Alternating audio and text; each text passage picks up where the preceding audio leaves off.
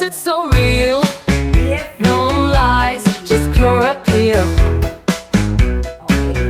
Perfect flavor, it's insane. Tastes so good, I can't complain. Tasty, tasty, every bite Maliit muna tayo kasi ito lang keeps muna me tayo. coming back all night.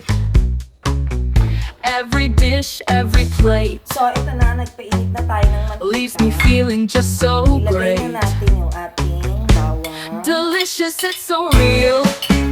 No lies, just pure appeal. Okay, so hayaan mo na Perfect natin. flavor, it's insane. Tastes so good, I can't Kumabot complain. ang ating sibuyas.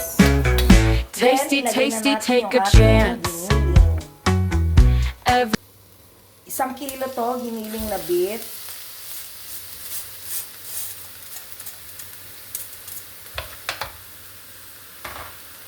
Ayan. Ako kasi, mas gusto ko yung beef kasi mas malasa ang beef. Pero po, pwede naman kung pork at hindi kayo kumakain ng beef, pwedeng pork ang gamitin ninyo sa pag luluto nitong arroz a la cubana.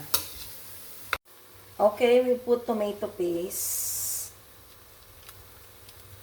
Oh, yung isang pack na kasi sa ano naman to, 1 kilo. Yung iba, nilalagyan nila ng real tomatoes. Pwede rin naman. Kaya lang, pag mabilisan naman, ito na lang tomato paste na. Pangpadagdag din ng savory and also yung color. So, para mag-color, ano pa rin siya. Mas titingkad yung color niya. Yung ating giniling. Okay, so look ko. Ang ganda na ng color. Then, we will add our carrots.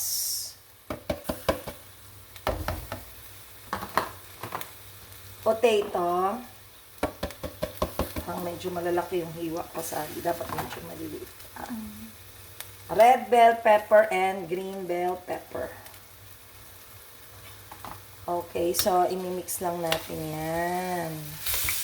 Actually, ano to parang picadillo rin to Kung alam niyo naman ng picadillo, ganyan lang din yan Kaya lang natin tatawaging arroz a la cubana because of the rice with egg and the saba. Nakasama syempre itong ating picadillo na gagawin. Okay, so lalagyan naman natin ngayon ng beef broth. So, ito yung beef broth natin. Para hindi siya maging dry.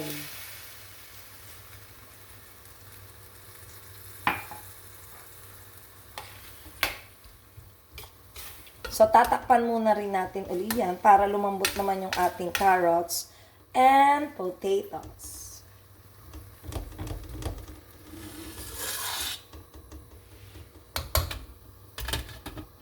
Okay, wait lang tayo.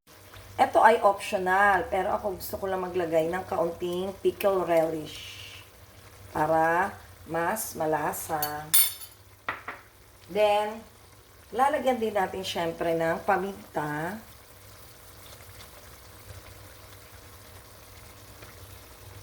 And asin. Then, lagyan na natin ng oyster sauce. Siguro yung isang maliit na pack, okay na yan. Kasi malasa naman tong oyster sauce. Yung iba, gusto pa nila ng mas malasa, naglalagay pa sila ng toyo. Saidin, kasi sayang. Okay, so imimix-mix lang natin. Parang gusto ko pang dagdagan ng pickle relish. Parang nawala siya. Mamaya ko na lang ilalagay ulit. Then, yung iba, nilalagyan ng raisins. Yung iba naman, ayaw. Pero ako, lalagyan ko ng raisins. Pero kung ayaw nyo, pwede rin namang wag. Pangpaano lang to. Pangpa-balance lang sa saltiness ng ating picadillo.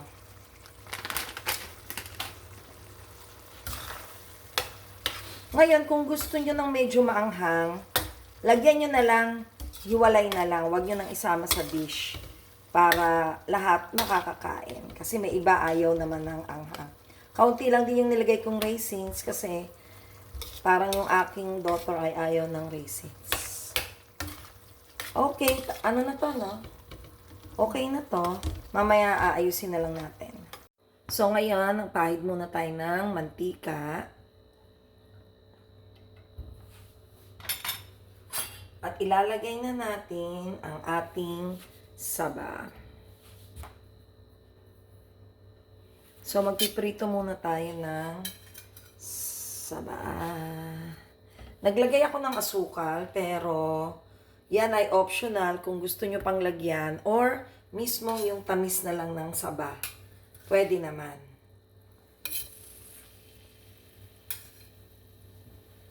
Pero kung may mga kids kayo, lalo na yung mga bata-bata pa, mas mas mga babies pa, mas gusto nilang medyo matamis-tamis.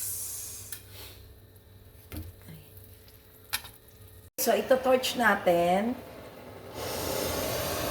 Ayan. Para mas maganda yung pagkakaluto ng ating saba. Pero kung wala kayo yan, okay lang ha. Babalik-balik ta rin lang naman natin yung ating saba after.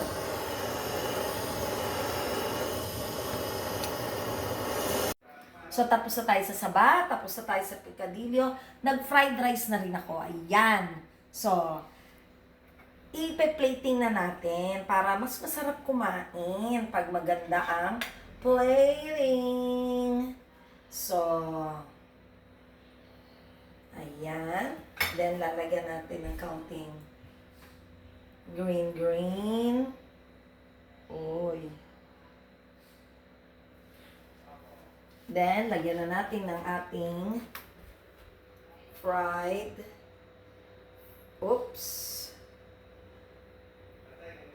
saba.